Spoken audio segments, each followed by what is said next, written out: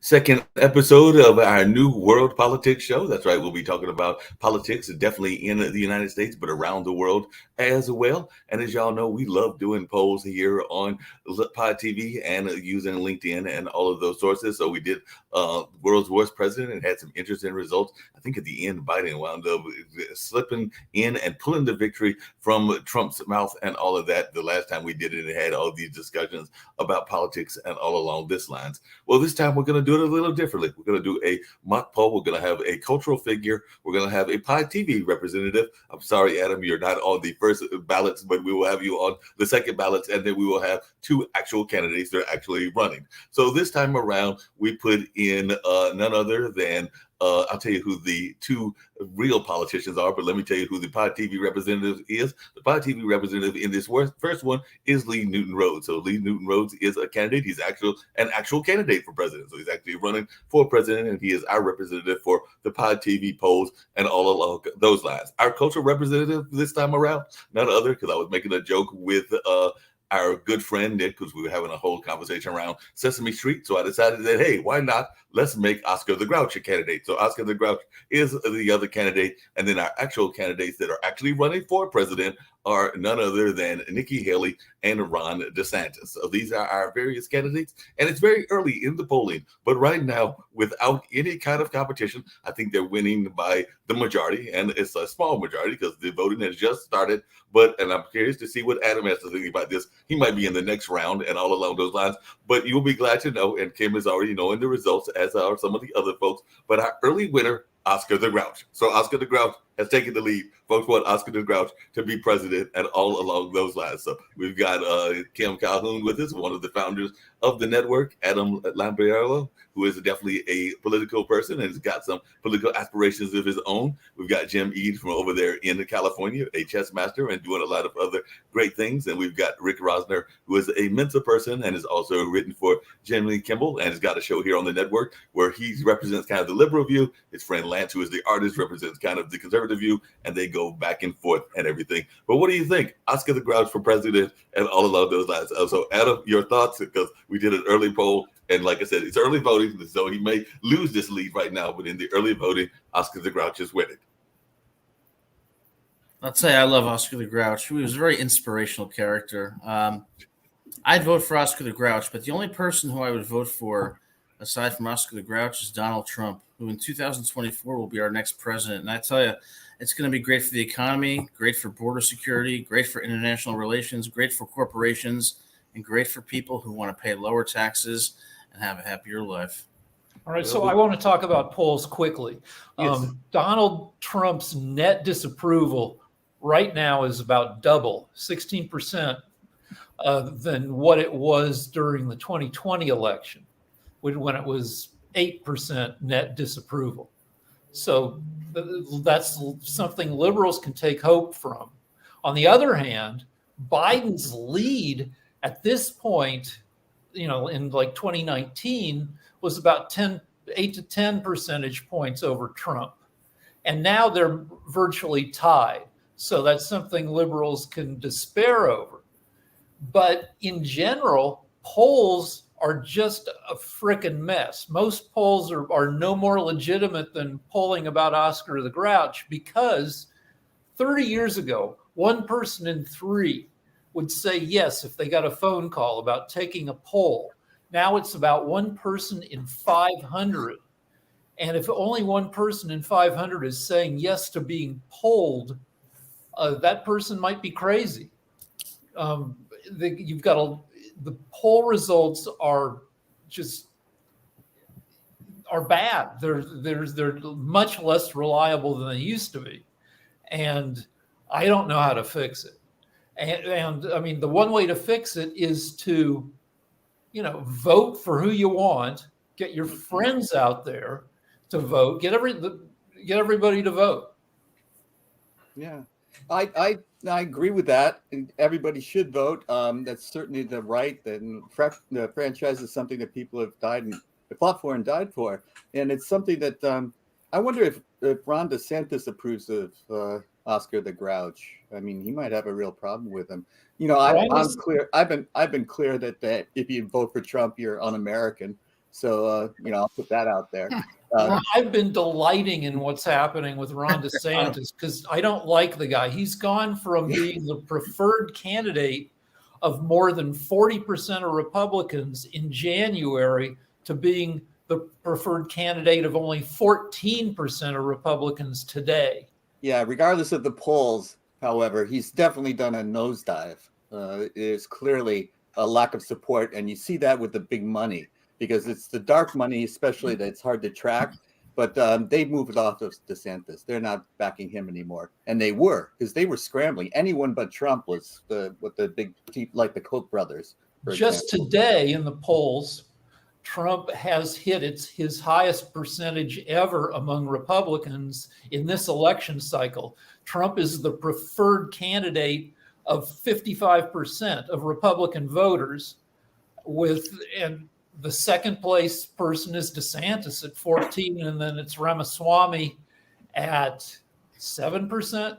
So obviously Trump is going to be the Republican nominee unless, he runs afoul of the 14th Amendment. And even so, he'll probably still be the nominee. It is a sad state of affairs. But, Nikki Haley and Chris Christie are Republicans. They're Republicans that are part of the old GOP, which could be respectable. And, if either of those candidates were nominated, I could understand that the Republicans could hold their head high at least. But if they're going to back a soon to be, he's certainly an indicted, and he might be convicted by the time he runs for president. So I just don't understand, why they want to lose, because they're certainly trying to. Hey, sex scandals, convicted criminals, hanging out with, child molesters. They all get voted for, It doesn't matter. This is America. People like it. Yeah. Some people like it. Are you talking about Bill Clinton and Hunter Biden? I think that there are a lot of idiots that need to be removed from elections, a lot of uneducated people. And watching Trump's speech truly showed how uneducated a lot of these people really are when you sit there how and uneducated he is. Totally divide us. He always talks about us and himself, me, us. When I become president, I'm going to indict 1,000,000 times against Biden. I'm going to indict and get back my justice. I mean, it's all about him. It's not about what can we do to make America great again. He thinks by making himself justified, he makes America great again. And everything he said was, we're going to win and we're going to destroy them. Well, who's them? Is that the people like me who go, you know what, Trump, I'm just tired of your mouth running. I want somebody that can get the job done, that's smart. So who is them, right? Someone who believes in democracy. When he was in Nebraska, it was very scary. He almost slipped and he said, yeah, and you just better be careful when you come to Nebraska and then he realized, and he started rambling on and on and on about something else. But he realized, but he was going to, if you come here and you're not for me, they're going to beat you up. So, right. I mean, I just, it's an us and them with him. It's not about unite. And I want somebody who unites us. Well, Sasha, you're from Canada and you're too polite to just jump in. So what do you think? Oh, that's right. And Mark's not here. Oh, there's Mark. Yeah, Mark, right. I'd like to introduce Sasha. Yes. He's been with the network for a very long time, has some very good political views, as well as some world news that he does for us from Ukraine to Russia. Welcome, Sasha. Thank you. Well, you know that in my programs, I do a lot of comments and information about the Ukrainian-Russian war. And so from that perspective, I've heard a very interesting comment on Russian language program, they were commenting on the first debate, the Republican debates. And they were saying that it was quite engaging, very interesting program. And until there was some kind of a kid, it's kind of a poor man's Trump. And I don't remember. He says, I don't remember what was his name. Something like Vivek, something Kama Sutra or something. And Not quite. and yeah, it's something different. No, he says, no, it's not Kama Sutra, but something close to it. Anyway, Ramaswamy. yeah. So there was interesting dialogue, of course, between him and Nikki Haley, and I think she performed absolutely magnificently well. And from that point on, from our perspective, from the Ukrainian war perspective, of course, she's preferred candidate to become a president. The dilemma of Republicans, in my opinion, is that Democrats are very weak.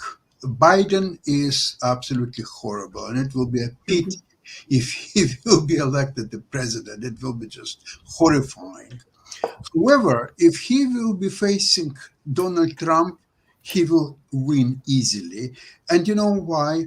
Because the Republicans are still hanging to the slogan that election was stolen and all this crap.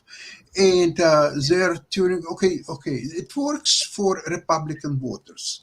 But this is what, 30%, 32%, whatever, they will vote for Trump regardless.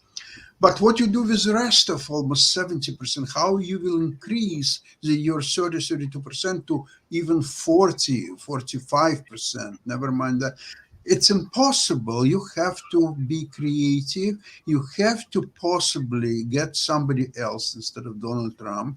But I don't know who. Nikki Haley looks quite presidential, but I'm not sure that American people are ready for a woman president. I don't know. Maybe they're ready. Maybe they're not. Because there was at one point Hillary Clinton was very close to become a first lady president. It didn't happen. So maybe it will happen this time. And by the way, CNN poll indicated that she would win against Biden a 6% advantage. It's a quite serious 6%. Now, 2%, 3% is okay, but 6%, it's very serious. And she scored better than any other Republican candidate. Whether she will become a choice of Republicans, we'll see. But essentially, Republicans, if they will be better organized, they could easily get the leader. I wouldn't say the right leader. I would say one who can win election. And it's not Donald Trump, obviously. And they could easily win election and defeat Democrats, especially if Joe Biden will be participant in election. Now, except Joe Biden, they don't have second choice. They don't have third choice. They don't have nobody except Joe Biden. So it's all. I mean, there's also Robert Kennedy and everything. I was going to introduce. No. We got another young lady that has joined us as well. She's a regular on our World Edition and all in that space. She's actually Kim's secret sister, since they have that whole blog thing going on and all along those lines. But Debbie Peterson is a former mayor there in California and all along those lines, and is definitely one that addresses corruption in politics with her books that she has written and all along those lines. And one thing we were talking about, I'd love to hear her thoughts as well as Adam, was Mitt Romney just recently stepped down, and one of the things he said was that he would like to see more young leadership and all into that space. So he was actually asking for there to be some youth voice to come in and all along those lines. So Adam, what's your thoughts? You could be one of those young leaders. And Debbie, do we need to get more folks that look like Adam in their 20s and 30s kind of age range and all in that space? Yeah, Adam, run for office. I think Romney really lifted the bar, and I'm really happy to see that happen. And I really appreciate him stepping down. And well, I don't. I'm sorry he stepped down, because he's an honest. He appears to me to be an honest politician, which we need more of. He's reasonable. But you know, it's interesting. The United Nations and Gallup for 20 years now have been doing a world happiness study, and they've polled millions of people all over the world. And of those millions of people, the ones in the countries that are happiest are the ones that have nearer 50% representation of women. They have a higher level of women represented. And those are also the countries that had lower levels of COVID. And the people are happier, the men and the women. They're pulling men and women alike. And so I think that there really is room for us in this country to have some of the Bidens and the Trumps step aside, let some of the younger ones have a go at it, and see if they can do better. And particularly let some of those folks be women. So if I you agree. look at the Vegas odds, it's highly likely that the two candidates will be Trump and Biden. In 2012, Sarah Silverman told young people to go to Florida and get their elderly grandparents to vote for Obama. I would like to see a reverse thing. I want boomers to do apology tours. I want boomers like myself to apologize to young people for owning everything and kind of messing up a lot of stuff and begging young people to get out and vote and save us. Yeah. I'm with I you, agree. Ray. Adam, any thoughts about that? You're the youngest representative here and everything. So any thoughts about this apology tour that Rick wants us boomers and others to go on? Young people are lazy, they're entitled, they're narcissistic, and they come from universities that are almost uniformly left that are not teaching them actually anything about the real world. 2024, look, I'm not a fan of Trump. I didn't vote for Trump. But we need a businessman in the White House, not a politician. And when Trump was, now James, relax. There's even more. Six bankruptcies later, yes. If Trump is, And how much is he worth? Not as much as he thinks. Stop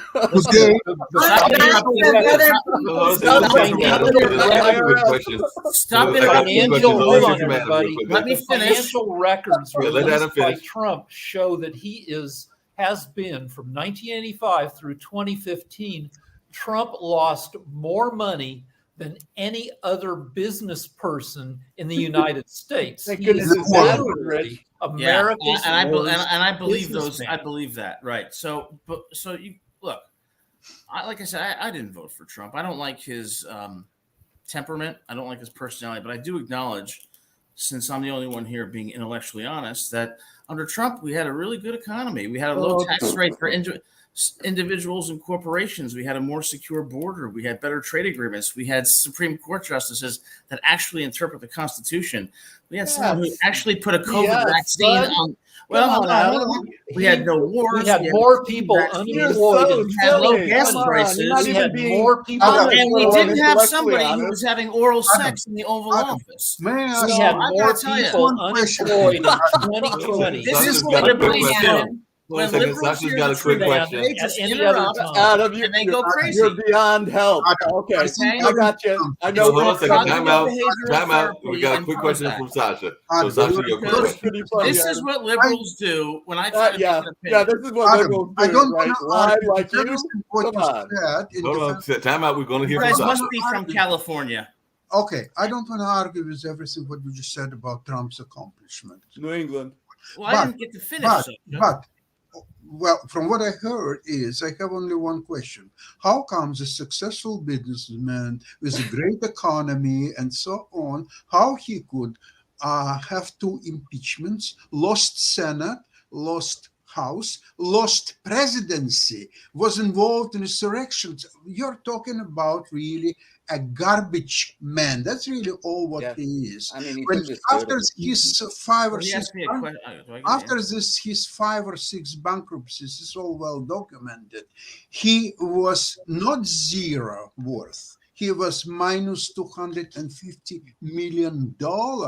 He lost everything what his father left him with, and he came back only through Russian mafia money that were channeled to him through the Deutsche Bank. And the Deutsche Bank paid his fine $36 billion for that. So this is the source of his money, whatever he still has left. You're being educated, Not Adam. much. garbage. You should Okay? listen. So You know then, what, James? Let me even tell if you. he had I- brilliant economy, how you can vote for this garbage? Yeah. So You know, Trump was And the he first. didn't vote for him. He didn't vote for Do I him. get to Wait, respond? that Trump vote was bump. He's just indicating some points and Yeah, values I of what understand. their supporters are Okay. doing, because somebody has to speak about Trump here anyway. Yeah, Trump and if was I the could just first- respond, but Rick, go ahead.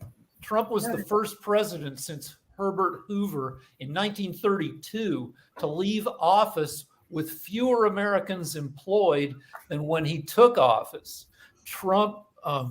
More Americans were unemployed in 2020 under Trump than at any other time in America before Why? and since, Why?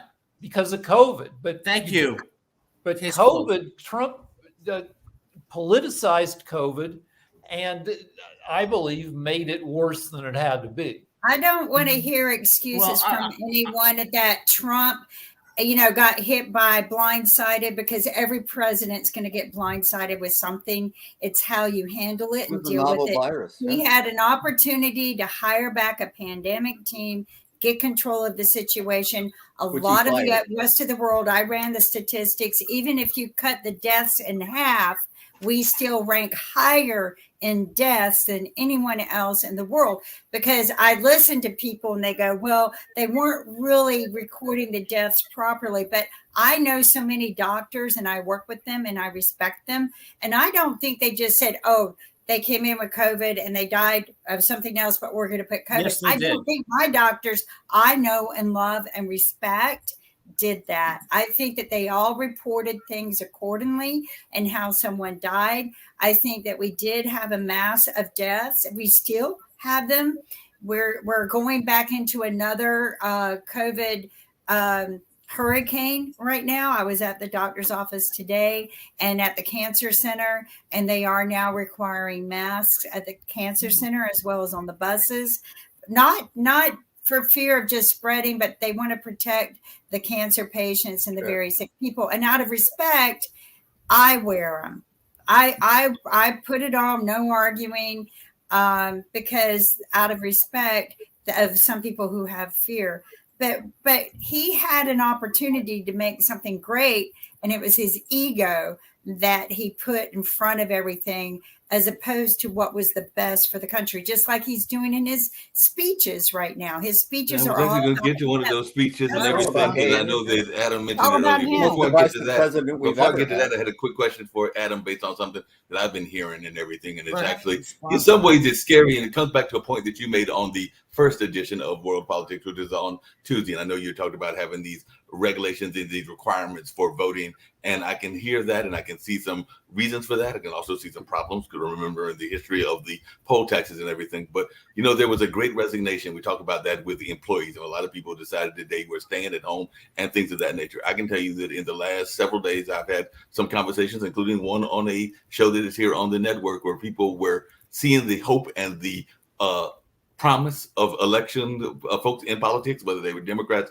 or Republicans, and they are very frustrated now, because I can tell you that there is at least one co-host on this network that has told me that the last time they voted was 2008, and they have no intentions of voting ever again. One of their fellow panelists on the show voted the last election and said that they probably won't vote this election. And there are some other people that I've been in touch with that said that they are not going to vote, partially because of the age and who is running, and partially because they just feel that politicians are full of a bunch of bullshit and that they're not going to do anything for them in that run. So Adam, as a young person, what would you say to those folks that are basically resigning from the political landscape and the political wheel? Because this is not a outlier. I think that this is something that we're going to see more of, where folks are frustrated, even though there was record turnout at the last election. I do not expect a record turnout in this election, because I think a lot of people are frustrated on both the left and the right. But your thoughts about this, and what would you say to those people folks? are frustrated on the left and the right, and I'm not a Republican or a Democrat, but they're frustrated because of how divisive our politics has become. I mean, look, I don't believe in the right to vote, and I've been very clear about that. I do not believe that morons should be allowed to vote. If you're a member of the KKK, you don't get a right to vote. If you're a racist or a sexist or a homophobic jerk, you don't get a right to vote. Okay? I don't believe that we should be allowed. And if you're a high school jock who smokes weed and is obsessed with the captain of the cheerleading team, I don't think you should be allowed to vote, because these are people who, A, harbor deep embedded prejudices that's despicable, and otherwise people with no information to make an informed decision about who to vote for. But in response to the other comments, But how do you legislate that? How do you? He's an authoritarian. It's obvious. Yeah. you know, James, I got to tell you, I probably don't agree with anything that you say, but I really like you. You seem like a very cool person, so I'll say that. Thanks, Adam. But what I'd like to say is, you know, I want to, you know, Kimberly talks about COVID. Let's hope that, you know, remember Governor Cuomo taking people into those nursing homes where we had catastrophes. But I want to take this time to thank President Trump, for example, for the low gas prices, for no wars, for a COVID vaccine, for Brett Kavanaugh, and for Neil Gorsuch and Amy Coney Barrett, for fair trade agreements, for securing the border, for lower tax rates for individuals and corporations, and for a better economy. I was doing a lot better under Trump than I am under Biden. And I want to thank Trump for not having an affair in the Oval Office with an intern. You're one of the few you guys criticize Trump like he's the worst Adam. thing on the face of the earth. The truth of the matter is, every single person. When he says the truth of the matter is, deserve to be lied the worst to. person on the face of the earth. I didn't even vote for the guy, but I do recognize he did some good things, and his policies are far better than Biden's. Why didn't the you vote for unemployment him? rate? Why How didn't did you? the Why don't we add Lowest that? African American and Hispanic Adam, and you're rate making in it history under Trump. believable. I know you're Hold on a young. second, hold on a You second. can Time out learn to again. tell the I want to truth. answer Rick's question. Time out again, because hold on a second, Adam. Time out, because one of the things that folks will find shocking, because I even found it shocking, the program that I was talking about earlier that the folks were thinking about not voting is actually, because I'm not hiding it, it's on the network. Go watch the network. It was actually Real Girls Rock, which is a show run by an African-American women, and most of the folks that were on that, all the folks on the panel were African-American and everything along those lines. There were several people that were in the business community. This might surprise you, Adam, that I'm actually going to bring this up. They were in the business community that actually agreed with you. They felt that Trump did more for them as African-American entrepreneurs than the other presidents that had existed. So they actually brought that up. I didn't bring it up because I was only producing the show. Right. This was a They're not valid right, point but that they they're brought up. entitled They to their felt point that of they view. were giving more opportunities within the business lanes under Trump than under others. And like I said, this was their viewpoint. That's not So, necessarily one that I let agree me with all ask the you way. this question. It's a Let me ask minority this to, viewpoint from what I've heard. if from I can ask this to black James, and if I businessmen. can ask Rick and James this question,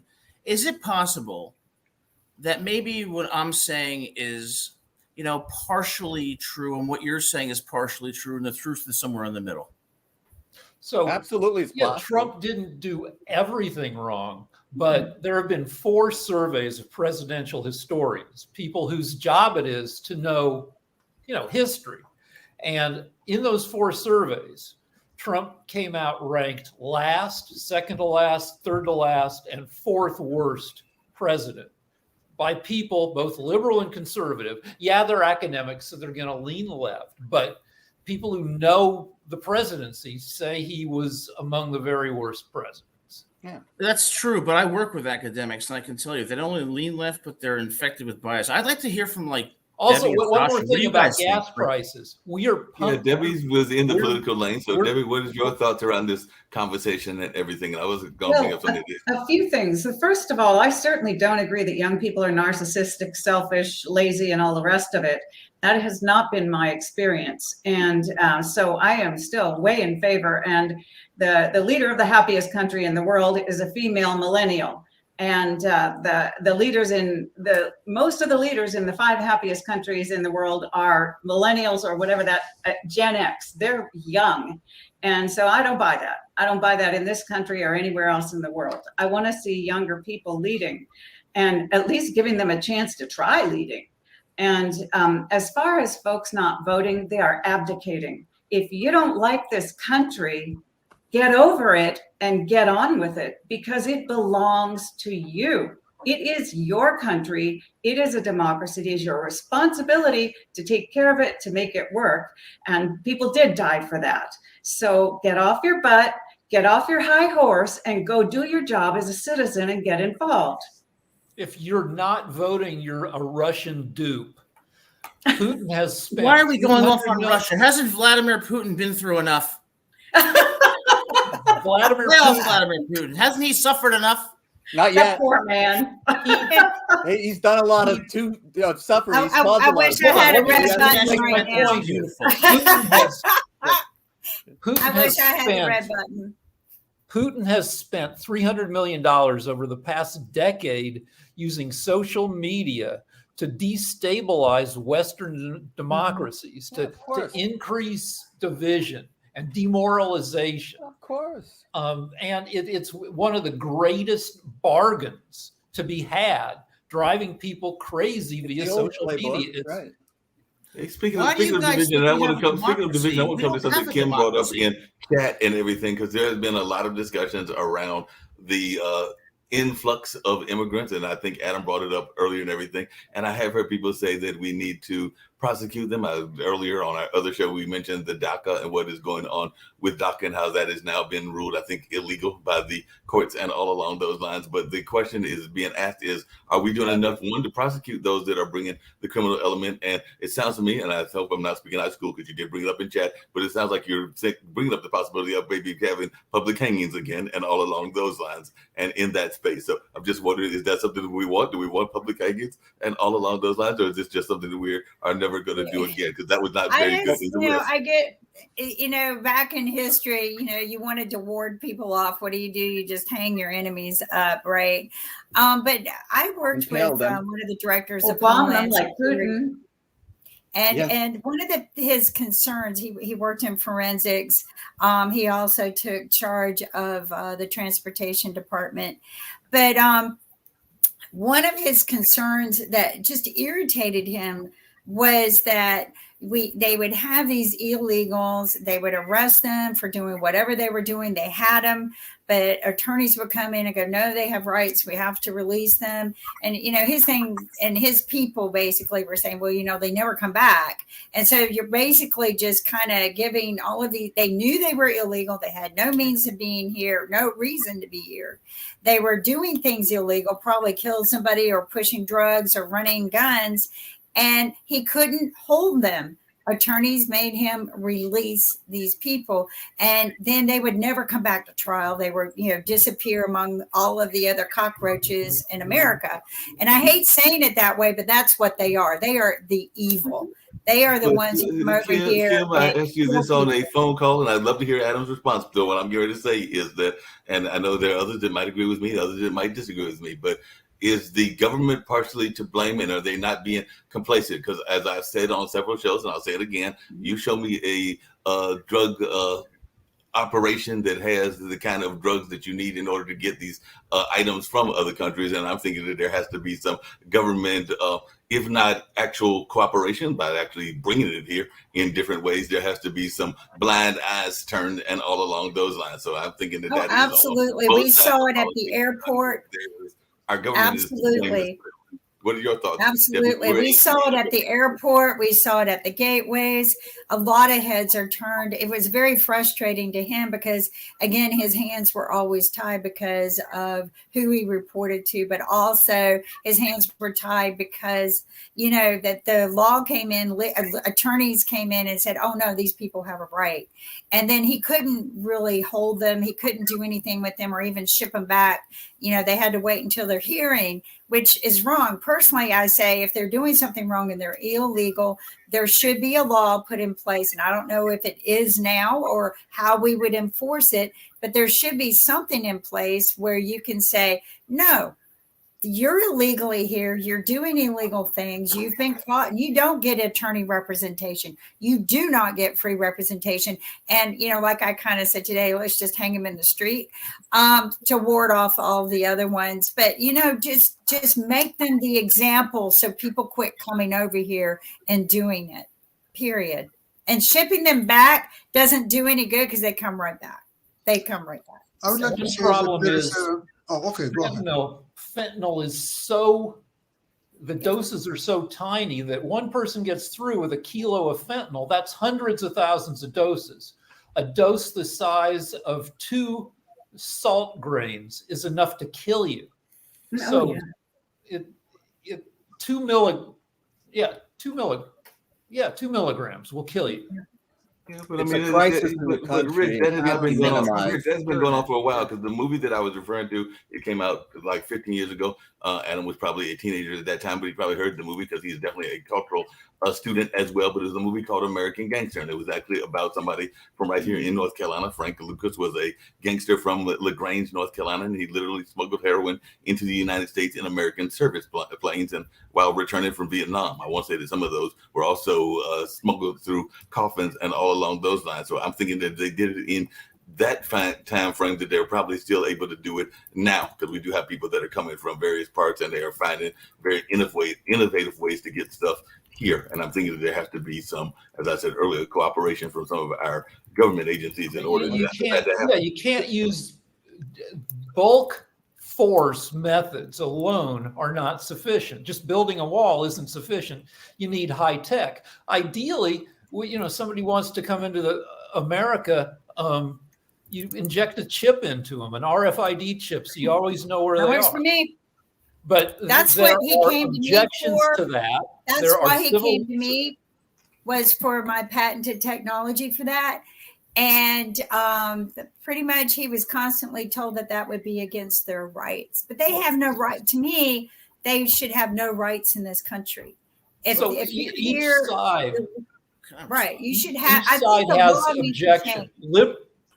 Liberals What? have objections because of civil liberties. Conservatives historically have objected to stuff like that because they say that's the mark of the beast. When everybody is marked, that's part of end times.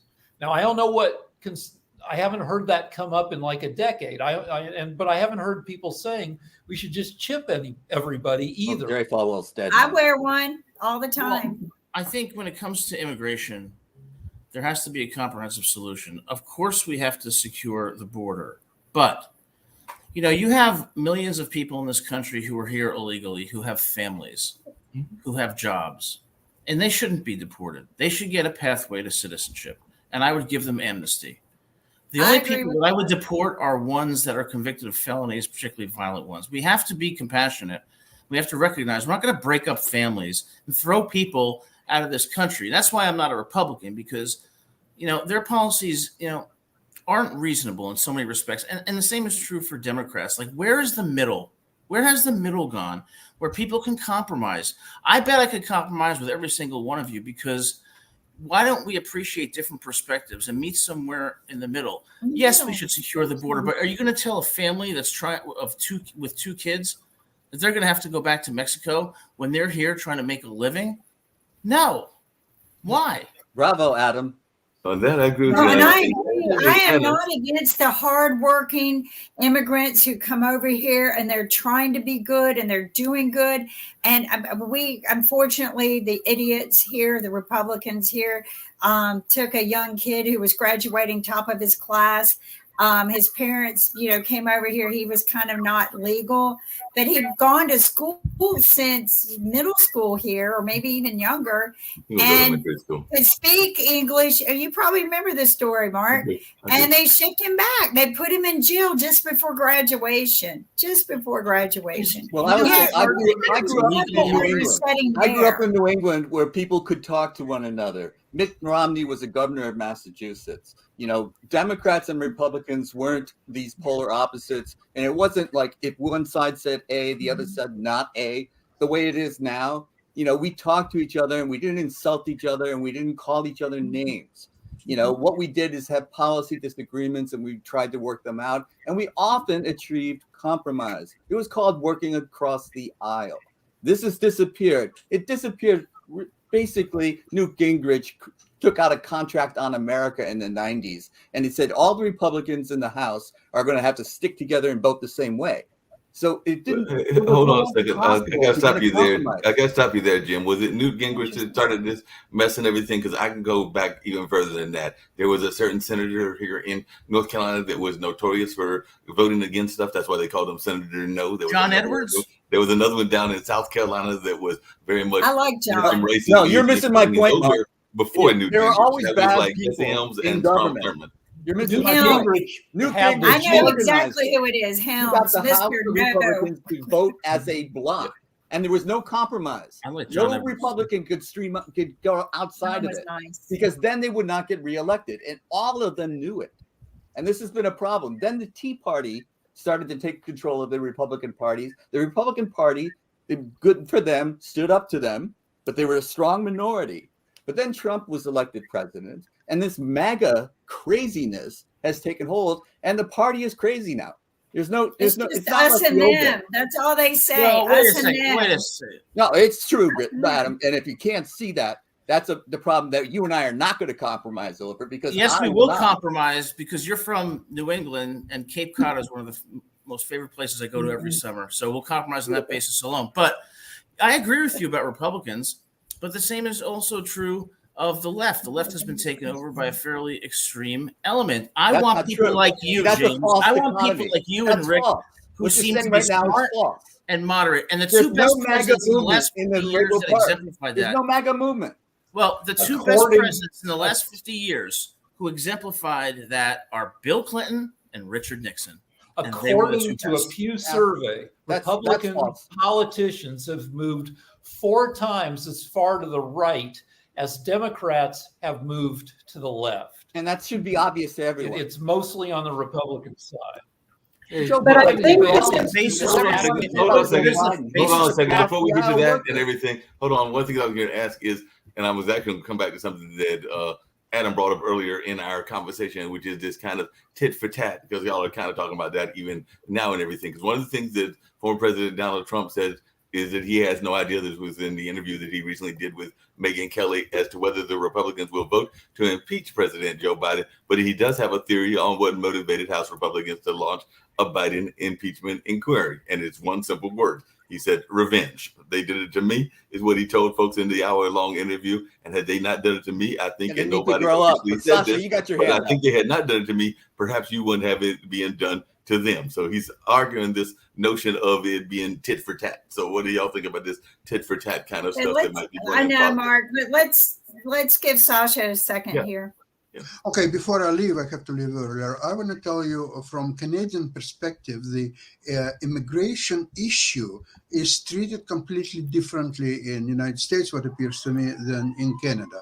Now, Canada is blessed that there is no illegal immigration. Okay, there are some illegal immigrants, I'm pretty sure, but we are talking about a handful of people, so it's practically non-existent because of the natural. There is only one border with the United States, and there is oceans on both sides. So how you can come to Canada illegally? It's quite a challenge. Now, Canada needs immigrants. It's a huge territory, very little, the population of Canada is definitely not enough. We're talking about some 38 million people for such a huge territory. So we need immigrants, period. And the immigrants are arriving to Canada in large numbers, almost comparable to, if you're talking about legal immigration, I wouldn't be surprised if Canada is not too far behind from the United States, which is much more populous. Just to give you Canada some actually in just to get some fuel to what 2021. Sasha's saying, because I know Sasha's got to leave. I was just actually looking that up because I've always wondered this as well. According to the 2021 Canadian Census, immigrants in Canada are numbering about 8.3 million persons, and they make up approximately 23% of Canada's total population. So about 1 in 4 people are of immigrant descent in Canada, and they represent the 8th largest immigrant population in the world. With the proportion. I have the figures for all of the countries, and we in the United States are at 13%, and we're not doing badly. We're up there, okay. We're not horrible, but the happiest countries, most of them have a higher rate of immigration, and they integrate their immigrants. Yeah, integration is a very important point. I remember a few years ago when there was a huge immigration from Syria, including Canada. So how Canadians approach them? Remember that Syria is a multinational country. There are several nationalities. So, for example, there was a substantial Armenian community in Syria. So what they arranged that members of Armenian community here in Ontario and other provinces just as well, I'm more familiar with Ontario situation, they were invited, Syrian Armenian living in Syria to immigrate to Canada, and they were taking them in their houses. And they were boarding them for several months until they would learn language, get the job, and so on. And many more, not only these immigrants, but all over legal immigrants in Canada, they are much more prosperous comparatively to average Canadian in order jobs, the quality jobs. A lot of them are working in the field of their training and education and so on. So this is why in America is such a struggle. Now, let's talk about illegal immigration, which I'm not so much familiar, but still on a previous program, I just suggested, okay, it's a crime to come illegally to the United States. There is no doubt about that. But there is a crime and there is a punishment. What should be punishment for somebody who did illegally several years ago and established himself or herself and his family and working and producing? Okay, give them some, okay, you are familiar with business immigration. You pay $250,000 or $500,000 or so, and you're becoming legal immigrant. So these people, they can easily, after several years working in this country, they can easily pay this money, and even not, they can go to the bank and take a loan and pay this money. So United States would prosper to take money. Okay, it's like a punishment. Okay, you committed crime 9 years ago. Okay, it's time to pay for your crime. Unless you want to go back to your country, of course, nobody will go back to your country. So they will pay this money gladly, and they will arrange loan if they don't have all amount to pay. U.S. will get revenue from all these people. So, Sasha, if I'm hearing you correctly, you're saying that, and y'all can say that I'm mishearing them. If I'm mishearing you, correct me. But there is a notion that exists within the immigrant community of people literally paying. There are folks that are called coyotes that they are paying them. So you're saying that the United States should go into the coyote business, and instead of paying the coyotes, the folks pay the government to bring them in to the country? Because that's what it sounded like you were saying. Because they're already paying. You're mixing things up. I'm talking about the business immigration to not only to the United States, but to almost any country in the world. If you're bringing with you a certain amount of money, $250,000, I think in Canada there is business immigration. You have to create, probably 5 jobs for Canadians and so on. I don't know exactly amount now. It's changing. Say $500,000 probably would do. If not, $1 million, whatever. But this is a business immigration. It's different. What I'm talking about, the people who came illegally, so obviously they didn't have $250,000 to bring in or so on, but they already came. It's a fact of life. They're already working. They have families, they students in schools and maybe in higher education or so on. So they committed a crime several years ago. No question asked. So there has to be a punishment. So why don't you have a punishment logical and beneficial to everyone? These people will gladly pay a certain amount of money to purge that crime that they've committed several years ago, so they could remain in a country of their choice, of their children now being raised, and so on. And that would solve all the issues, so these people would get legalized. United States will get infusion of capital. If you're talking about millions of illegal immigrants, you can calculate yourself how much money we are talking about here. We're about to get, the world, and Canada particularly, is about to get hit with tens of millions. This show is supposed to be on world economics. In the next 25 to 30 years, we'll have close to 1 billion climate change refugees. The climate change is going to reshuffle the distribution of people all across the world. Right now, America has roughly, 12, 13 million undocumented immigrants, less than 4% of the population. They're demonized well beyond their numbers. But Well, I mean, the numbers are even crazier less than Canada because I just looked it up. The estimate of undocumented immigrants, you heard me mention those millions of immigrants that exist, 25% of the population. But apparently, the undocumented immigrants in Canada range, depending on who you're listening to, between 35 and 120,000, which is a lot less than what exists here in the United States and everything. So, Sasha, why do y'all have such less undocumented immigrants? Sorry, Marco, what's your question? Why does Canada have such less undocumented immigrants? Because it seems like most of the immigrants are being documented and not undocumented, because there's a very low amount of undocumented immigrants from the figures I just quoted and everything. Well, I've already explained, because it's difficulties to cross Canadian border. You have to arrive by ocean, which very few people are capable of doing, probably none. And then unless you jump from the cruise ship or something like that, I don't know how you do it. And the ocean is very cold around Canada. Also, another thing is, if you will go back a few hundred years ago, in the slave trade, slaves were very reluctant to come to Canada because of the cold climate. So this is why Canada had very, very little trade. Gotta give you a little bit of pushback on that, because the Underground Railroad, Canada was one of the great destinations and everything. Now they might have backtracked to New York, but I do know that Harriet Tubman and Who others. were the biggest slave owners in Canada? The indigenous people. They were enslaving. No, I'm not saying that they were slaves going to Canada. I'm just saying that a lot of the Americans were going up to Canada. So a lot of the freedom was to Canada.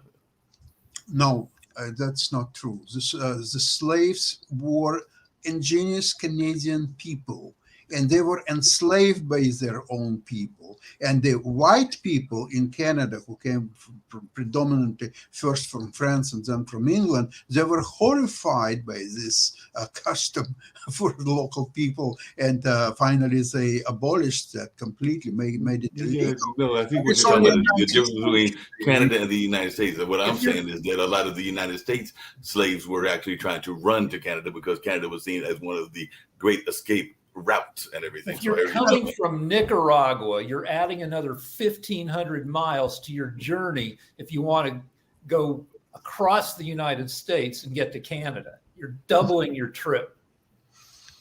And you will not be able to settle in Canada from south countries like Nicaragua or so on. The climate in Canada is just too cold.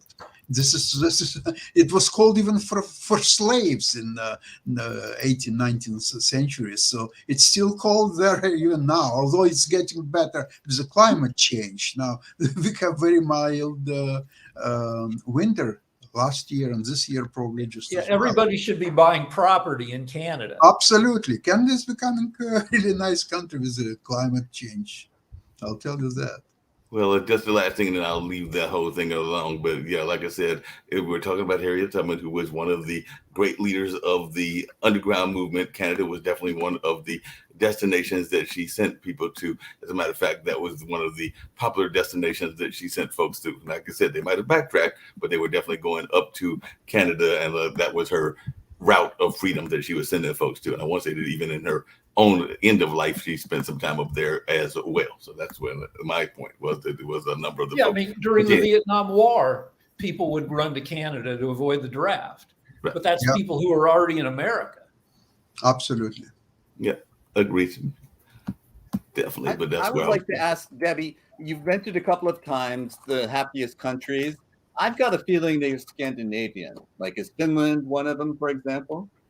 Yeah, the Scandinavians consistently for 20 years have been in the top 5. So Finland is number 1. They all, I think 3 of them have women in charge. Yes, and they also have a kind of a mixed capitalism and socialism. They have a social support structure beneath them. And I think that can go a long way to help making their citizens feel happy.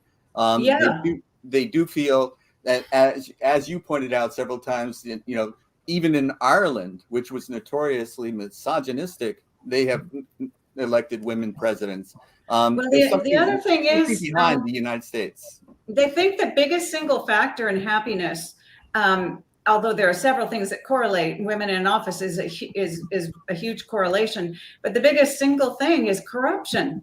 because with the corruption, they don't trust the government. And I think Correct. that's one of our biggest issues here. We don't trust government. And when you Trust. don't trust government, you become disillusioned. And that's why it's so evil for people in government to be corrupt, because it destroys democracy and people don't vote. They give up. They get disillusioned. All the happiest countries have populations of 1 to 7 million, which means we have a population of 1/3 of a billion. Those little countries can be politically sophisticated and nimble and elect young people and elect women. And the U.S. can't get happier until we have 2 functioning political parties. We're Well, already how are the other big 2 countries doing, or continents doing, in terms of happiness? I mean, when you talk about billions of people, and I don't know the answer, Debbie, so if you know it, how are India and China doing in the sense of happiness? Because both of those, They don't do very well. They're not very high up. I don't think I have them here on this particular chart I'm looking at. I was looking at my immigration chart. I'm not sure, but actually, what am I thinking? GDP is important, but it's not number one. Number one is how cohesive people are. It's whether they trust one another, whether they look after one another, whether they feel like there is a safety net, and whether they can trust their I would like government. to add, you're talking about a country with very homogeneous population. There are almost. Oh no, they're not. They're not. They have huge numbers of immigrants that they. No, but these that they immigrants are integrate. very quickly becoming part of society. They very quickly learn language. They're and homogenous in the sense that they integrate, but they're not homogenous at all. Far I will from it. guarantee you they are countries that America has not interfered with. Well, Um, I But mean, isn't there You know what's decent- interesting? There are countries that have a history of virtue. Most of them did not have slavery. They have cycles of virtue, where we have cycles of corruption. And the two, you tend to go the way you've been going. And it's hard to break a cycle of corruption. And cycles of virtue tend to continue as well. Well, we are taught in the United States that you get up to the top by stepping on someone else's neck. And that's not a virtue, and it's not taught in other countries. That cooperation is the C word rather than capitalization or capitalism, that can be another way that your society can benefit. But And when the society- Jim, we're also taught in Everyone is happy. particularly the West, that you are supposed to work like 14, 16-hour days, oftentimes for somebody else, and all along those lines. And Because end as up I with a said broken on marriage several and shows, resentful children. this both on Pod TV, both my own as well as some of these news shows, that there is a differentiation to me between a career and a job. And I think a lot of people are doing the zombie version, and I don't know if Adam agrees with me, of going to work because they are having to go to work to pay the bills. And they don't necessarily love the job that they are doing. They are just going because they have to pay the bills. when it comes to the World Happiness Index, I'm not quite sure how they're measuring happiness, but I'll tell you where people are happy. They're happy in Singapore with a benevolent dictator. They are. And I have always said a benevolent dictator is better than a democracy. We don't have a democracy here. About 30% of the population votes in elections, and politicians are in the pockets of the NRA and any other and people who donate the most money. So I don't really consider it Pharmaceutical industry. Well, actually, I do this think is a that- great point, and it's worth another show. However, I had a Chinese friend who told me that the best government is good emperor, the worst government is bad emperor. So That's right. Be careful what you wish for. That's right. So I would here's say on Singapore is future the shows there happiest should be a Asian rule. country. For by future far. shows, I'm sorry. I didn't mean to interrupt you. Go ahead. No, Singapore and Taiwan are the happiest Asian countries. Exactly. They have a ton of money. It's crazy rich Asians. Their economies are super powerful. And they had a got- great dictator for many years. And I think on future shows, one thing we want to be careful of is, let's stop bullying Mr. Putin. Hasn't he been through enough? Really? I'm feeling very He's sorry been through for him. so much. I mean, really. Let's don't be The a Russian Putin. national anthem is I'm brushing a tear out of my eye right now. So, but here's the thing: we're at the top of the hour. Real quick, a round robin. We'll start with Adam, since how he, Nick, you want to put him back?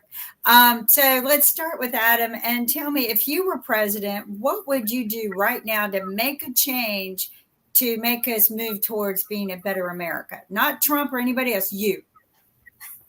I would appoint moderate people to positions of power, and I would grow the middle, and I would grow the middle class. But we need people who in leadership who know how to compromise, who know how to work across the aisles, who are reasonable, and who really care about helping people.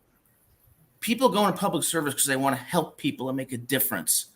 We need leaders like that. leaders who are going to compromise, be in the middle, and do what's right for the purpose of helping people rather than just being career politicians.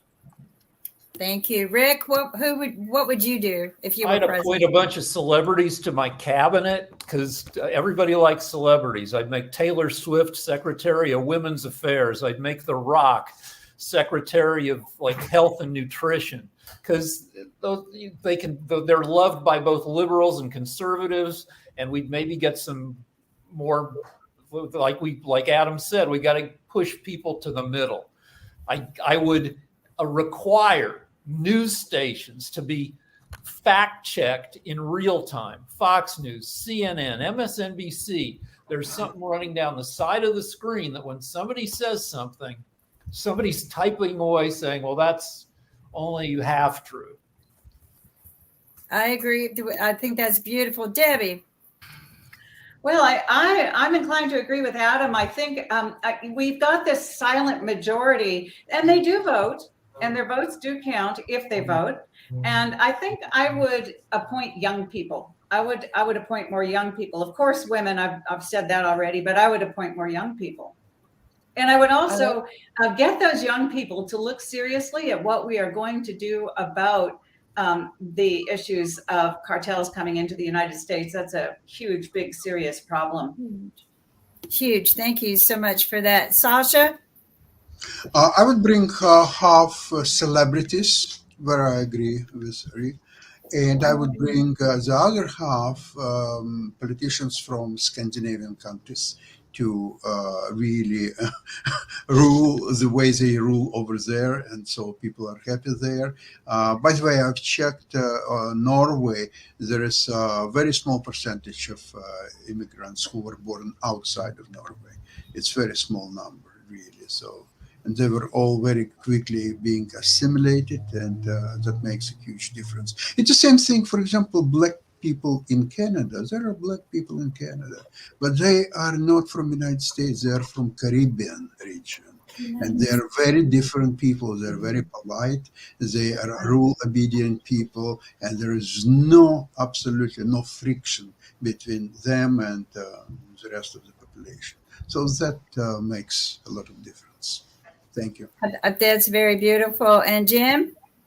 Yes, well, I would say that the first characteristic has to be charisma. I need a leader. I need people that believe in this leader.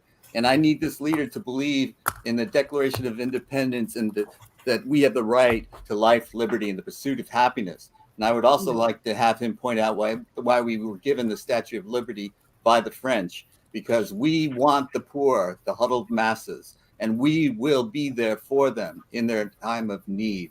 And this is what America means to the rest of the world. At one point in time, we've lost our sense of way. We've lost our way. We've lost the ability to be there for others. And this is what leadership is all about. You don't say you're better than, you say I can help you be. Thank you. Thank you so much. And that's a beautiful presidential speech, by the way. Take it. Mark, I'm going to let you wrap, and I want to thank everyone for joining us, and we'll see you next Before Tuesday. we wrap, we got to get a short. Well, I want you to do your presidential thing too. I want you to do. I will. I was going to end with mine, but I want you to say yours before I get to mine and all along those lines. So, Kim, it's on you before I do the wrap and all along those lines. So, what would some of your political decisions be? So my most powerful political decision would be to get our country under control financially. I would probably fire the IRS, put in some really good financial minded people, put in a blockchain system so that we collect money that way and no hands touch it. And then it's programmed to disperse where it needs to go. I would get rid of the medical insurance companies today as they are, put in a blockchain payment system and make it equal for everyone to be able to obtain insurance that does not deny them. And then I would work on getting rid of a lot of the criminals that we have in this country, and that would start in the government and then work our way out into the communities where the cartel are coming in. And I posted on my Facebook what I would have done to them. So, and I don't think it's appropriate to say on TV. So, but that would be how I begin, is start getting us under control financially and get rid of the sticky fingers and make it all systematic, because that's truly what artificial intelligence should have been used for. No problem. And to get to mine and all along those lines, definitely there has to be some serious restructuring going on in a number of things we've talked about on other shows here on Pod TV, but we've got to restructure the criminal justice system. It is a total joke, and it is totally very much biased on a lot of different ways. So that is something that needs restructuring. I've had several of my friends that have been complaining about their housing situation. So definitely that needs to be examined, and we need to figure out a way to get better housing and more affordable housing. So affordable housing, a restructuring of the criminal justice system, a restructuring of the health system, and a number of other things would be things that I would be looking at, because all of those are things that need to be addressed. And even to Adam's point, I think that we got to look at what we are doing on the educational side as well, because there are a number of things that we are not teaching that we should be teaching and that need to be taught, whether that is vocational, whether that is fiscal literacy, or whether that is a number of other things. And then last but not least, because it's very important, well, two things. One, next week, Adam will be the featured Pod TV representative. I've already decided that. So Adam will be the featured one on next week. So y'all can vote for Adam. Right now, Oscar the Grouch is still leading, and all we'll see if he loses the lead and all in that space. But my celebrity, and this Adam will like as well, since he referenced them and some other people referenced her as well. But I think my celebrity or the cultural representative will be Taylor Swift. And then I'll figure out two of the Republicans and Democrats to go with Adam and Taylor Swift. So we'll figure out whether Adam beats Taylor Swift and whether he beats those other political folks as well. And the other thing I was going to say is that if I was to be president, I like this notion of the celebrities, but we got some great experts here on Pod TV. So I'm thinking that even though he is from another country, so we would have to bend some rules, but I think that Sasha would be a great person to run the Department of Treasury and all along those lines.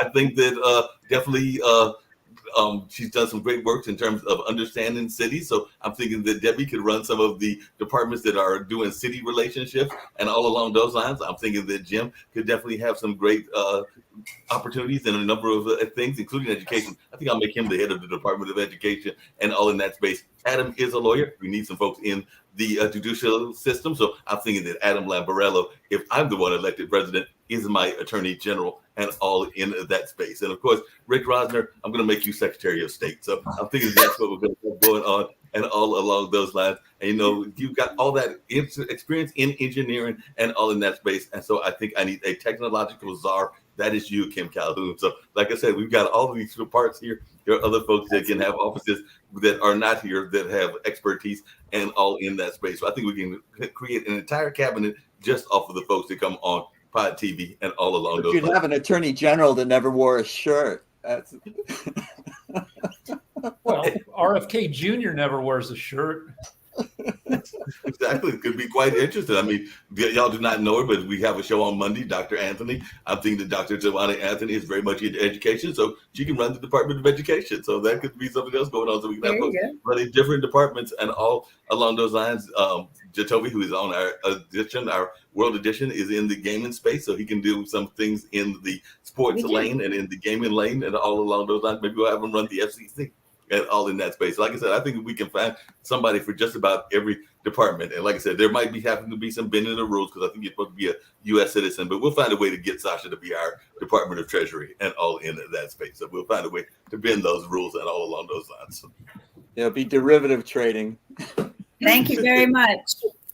We'll see you guys. Great show. And actually, if you stick around, right about now, because it just started, Coco McMillan is actually doing her show. It's actually a repeat of last week. She'll be back live next week, but it was a very powerful interview with an R&B singer that has got some new stuff that has been released, and it was a very good conversation in addition to a conversation with a minister friend of hers as well. So there'll be a little bit of things on the religious side and on the music side, and that is going on till about 7:10, and then later on at 8 o'clock, we've got Billy Graham coming with some business advice because he is a business coach and all along those lines. So not Billy Graham, the former evangelist and all of that space, but our version of Billy Graham and all along those lines. So we got some more great programming coming back, and we'll see you here on World Politics on Tuesday. So nice meeting you, Adam and Debbie. Good night. Bye-bye. Good night.